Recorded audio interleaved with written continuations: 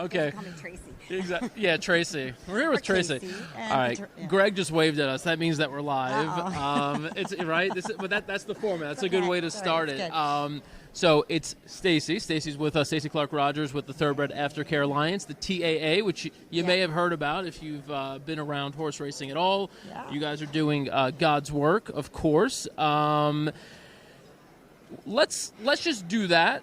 Okay. Let's do the brief explainer on what TA is and why you guys are here right now in Vegas at the NHC. Okay. I think we'd like to say that we do the industry's work. Like this is a full completion from soup to nuts. We follow horses from birth to where they are after racing. And so the Thoroughbred Aftercare Alliance is an industry initiative, and it's now in its 8th year. It's amazing to sort of find first exit from racing and breeding for horses that we have for this sport, because we really truly love our horses and we want to find good solutions. So we have 74 accredited groups now, which is phenomenal. That's awesome. You've grown significantly. Yeah, in the we past started couple with of years. 21, Yeah. and so now 74 across North America, 2 in Canada. I think it's really just a testament to good horsemanship, healthcare for the horses, looking after them, finding them new jobs, and just moving the whole thing forward. Yeah, it's super important. What we do at ABR is we teach people about horse racing, but inevitably what people ask us right off the bat is, are these horses well cared for? And so, we could take them to the barn and show them how well cared for the horse is. But then what happens when the horse is done racing? And for people who don't know, there really wasn't any sort of mechanism there. There wasn't any sort of I would say a mechanism that at least vetted out appropriate places for them to go once they were done racing, and putting them in position to do other jobs once they were done racing, right? So what are some of the jobs that horses can do once they're done with the track? Typically people think that horses can make good athletes after racing for jumping or dressage or all these sort of other sports, equestrian sports, polo. But the truth is we actually have at this time 13 or 14 organizations that do therapy, so equestrian therapy. So we have veteran programs, prison programs, we have programs for kids with learning disabilities, and that's really growing, and I think is a testament to how sensitive the thoroughbred is and how they are compatible with people and needs that we have. It's really cool to see these these really wired race horses a year or two after their time on the track, and they're completely mellowed out, completely chill.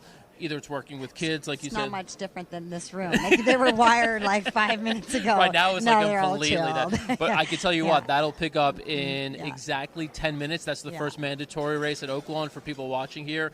The mandatory races are a set of races that everybody here has to bet.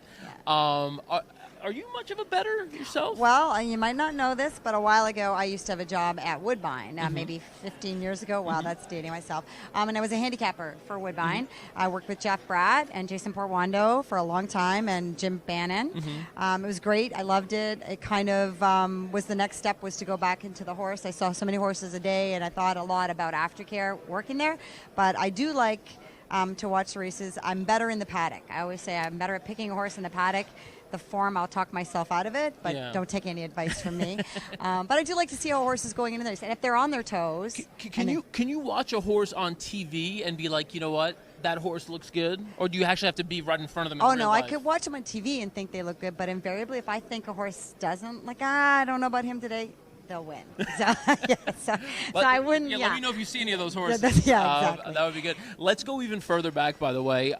Before all of that, you did something else in horse racing. What did you do? I grew up at the track. So my mom was a trainer.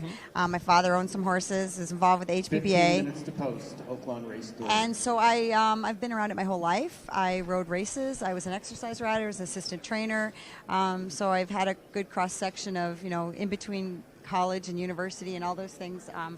Implementing myself back at the track, I just couldn't get away. It's a great sport, and I think that's the neat thing is that there's so many things about horse racing that bring us more like a small town neighborhood to it. We have good friends here today. They're having fun, playing. We're all excited about it. If we can feel good about the horse and making this about the horse, then all these things that we've become addicted to in the familiar way of friendships and excitement and sport, we can hold our head high. Absolutely. Did you know when you were riding and you were kind of in your sort of formative days in the sport that that this was something you were going to do forever, and like, I mean, obviously envisioning that you would be, you know, with TAA. I mean, this is kind of like, this is something completely sort of new, I guess, within the history of racing. TAA and aftercare, sort of a new concept, newish concept. But did you envision yourself being in it, you know, long term like this? I think I knew as a young teenager that I liked being around horse racing. I liked being around the horse, and I felt good around. And people, we all seem to have a good common goal,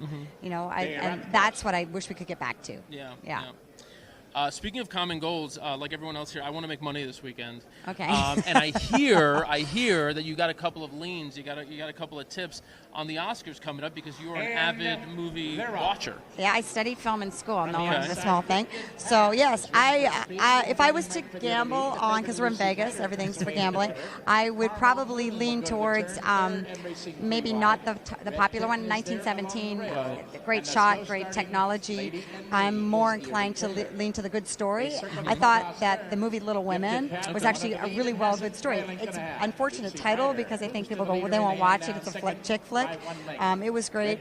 I really enjoyed The Two Popes. I thought that was a story everyone would like to hear, so that was great. I thought the acting was fantastic. The Irishman, a little long, but good. So yeah, But yeah, there was a lot of good films. I just read a good review about animation. I think we get so caught up in the best picture always being, you know. So I didn't really watch enough animation to make a good choice, but definitely, I'm leaning towards Little Women. I'm not a big fan of Parasite. I know that's terrible to say. Everybody loves the foreign film, right? Yeah. But it just, I can't even say what I thought of it at the end. So there you go. Yeah. I was going to say how American, but the reality is you're Canadian, right? I'm Canadian. Yeah. So it wasn't, but it's not even the foreign film part. It's just.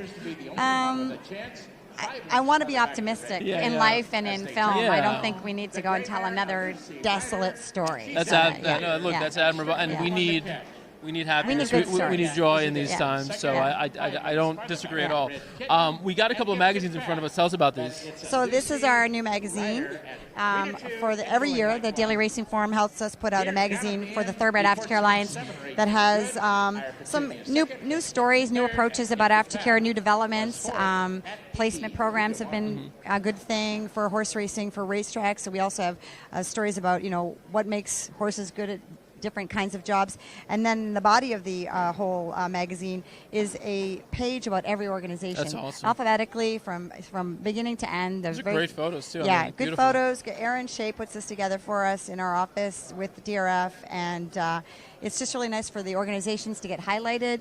We send this out everywhere. We hand it out here, these kind of things. We'll take it to different tracks. We'll ship some to Santa Anita and Del Mar. We'll ship some down to Florida. We try and get it to the stallion farms when they have the tours there for horse country. So, we just try and get the word out about, all the different things that people do. And this highlights the different kinds of jobs, whether they're doing jumping or retraining or they're doing things with kids like they do at Square Peg in California. All right.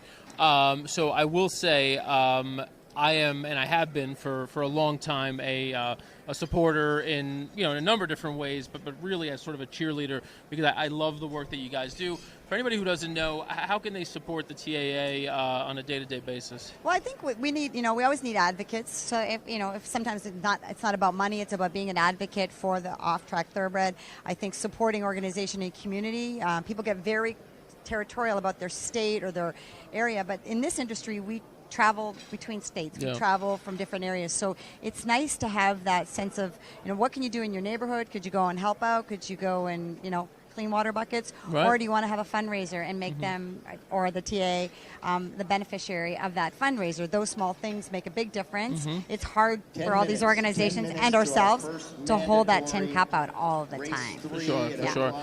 If you do want to make a direct donation, you go to thoroughbredaftercare.org, correct? That's correct. All right, thoroughbredaftercare.org. Stacey Clark Rogers, thank you for taking a few minutes with us. And if you're here, if you happen to be watching this and you're here, you go visit the TAA table booth on the complete opposite side of us here in the back end of the room. We have all the chocolate. We don't have any of that. We just have Truly. We have chocolate. All right, we'll be back in a bit. Thanks.